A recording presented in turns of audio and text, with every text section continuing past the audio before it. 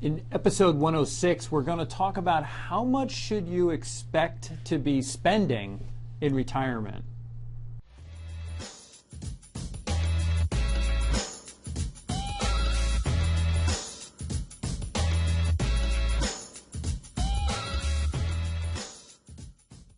Welcome to the Mullooly Asset Show. I'm your host, Tom Mullooly, and this is episode number 106.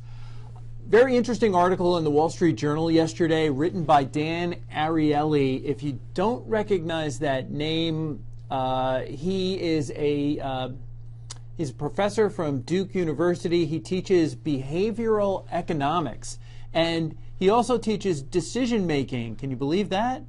How to make decisions. He wrote a very famous book about 10 years ago called Predictably Irrational. So the article in the Wall Street Journal that he co-wrote talked about how much do you think you're going to spend in retirement, and the subtitle was probably more than you expect. We're not so sure about that. The gist was most people underestimate the percentage of income that they're going to need in retirement.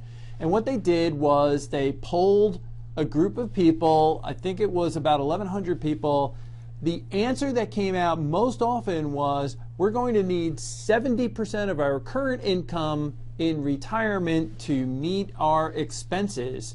When they interviewed people after doing the poll, most people who gave that 70% answer admitted they had heard that number somewhere before, so they just kind of assumed that that was the generally accepted percentage, that you're going to spend 70% of what you're spending now. When they questioned people a little further about what they actually want to do in retirement, they started getting some really different answers.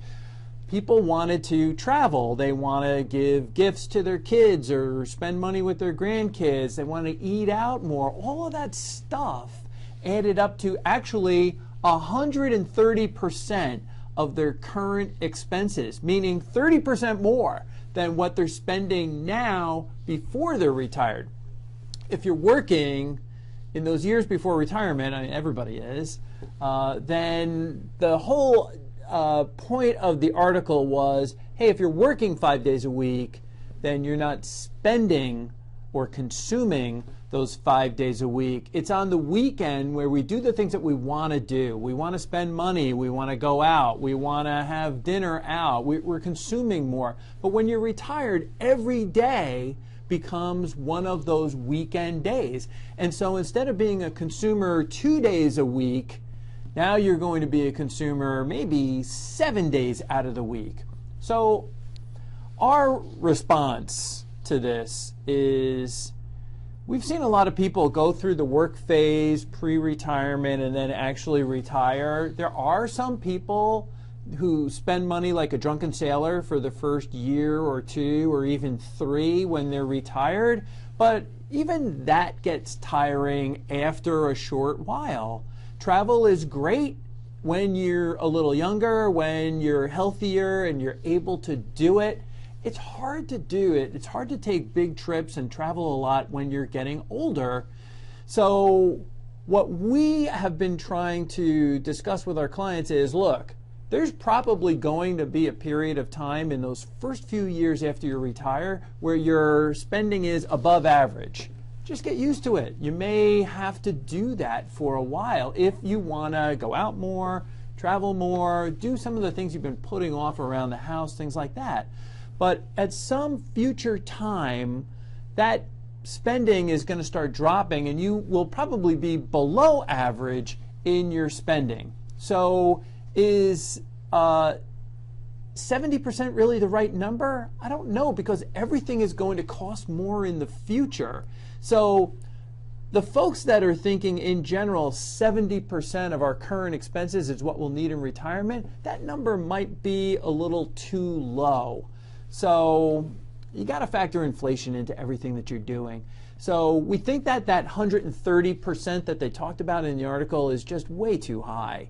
That might work for the first couple of years, but not over the period. You know, if you're going to be retired, I mean, you could be retired 20, 25, maybe even 30 years.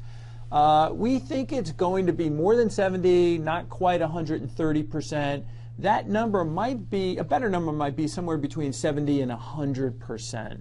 Something a little more realistic. Of course, like all of these financial planning articles that you see in the Wall Street Journal, and we'll link to it in the show notes, the comments are the best part of these articles. They're spectacular.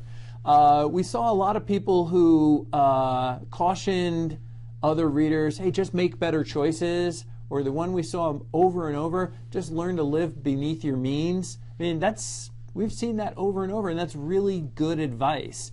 That's how you save money anyway, is living beneath your means. That's it for episode 106. Thanks for watching. We'll catch you next time.